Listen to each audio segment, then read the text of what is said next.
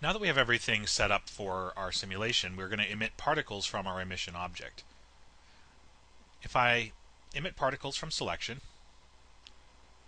I'll generate a point cloud with an ice tree on it. I'll press Alt-9 to open up the ice tree. I'm just going to close down the Explorer here and just tuck it up in my optional panel and enlarge the ice tree. Just rearrange a few things here. So the problem I'm going to have right now is that my emission is going to be constant. And what we want to do is break up that emission so that we get little blasts. And we only want the blasts to emit when the gun reaches level. Of course, we can control that through keying. So let's go in and vary our rate. Now, one of the ways we can adjust the rate is by animating the rate slider. The only issue with rate is it's not an attribute that we can expose using getData nodes. If you use getData and try to access any information from the point cloud, so if I explore the point cloud for all of its attributes, you won't find that rate is an accessible parameter. That's because rate is actually created using a combination of arrays and time, and you don't actually set a value called rate. But what you can actually do is modify that value using a function curve.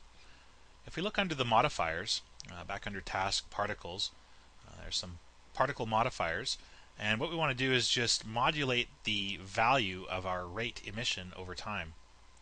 So I just want to modify the value over time, and the way I'm going to do that is to control the start time and a duration for emission with a loop. So if I set a duration of, say, 10 frames on loop with a very low base value, what I should be able to do here is generate a smaller number of particles spaced out. Now what I can also start to do is modify this function curve that is a map of the rate being modulated over time. Before we go any further, I'm going to want to make sure that I increase the speed of these particles. So I'm going to give myself about, again, I have 263 frames for my simulation, so I'm going to take the rate, the speed, sorry, and I'm going to pump up the speed to about 200.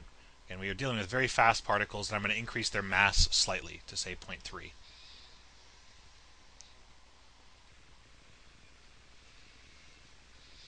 Okay, so now we're actually getting something that looks a little better. We're getting particles spaced out because of their speed and being emitted at a much higher frequency, and they're not moving very slowly.